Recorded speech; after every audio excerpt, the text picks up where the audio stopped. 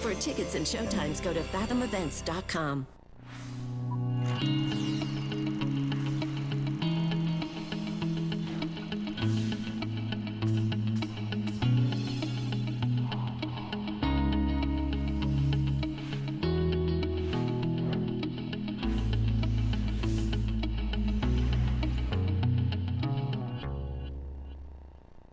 Hi there, I'm Ben Mankiewicz. Thanks for joining us for this week's edition of the TCM Import. Tonight, from Japanese director Kazuki Kinoshita in 1946, it's the TCM premiere of Mourning for the Osone Family.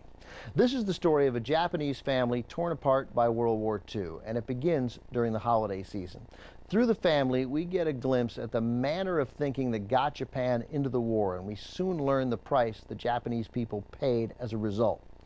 By the end of the film, we get a peek at what may lie ahead for this family, because it is, as the title tells us, the dawn of a new era.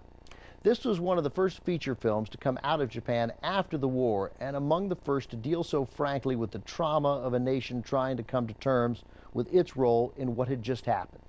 The movie manages to effectively pull back the curtain to give us an insider's look at what the Japanese people were dealing with in the aftermath of a war Japan started and lost. As the story progresses, we hear characters express both pro-war and anti-war points of view, an ambivalence the director was not permitted to express in his earlier movies.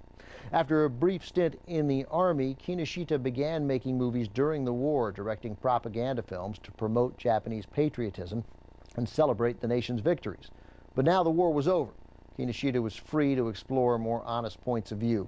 And for the first time, this rising young artist was permitted to fully express his creative voice, a voice heard in Japan for 4 decades after the war.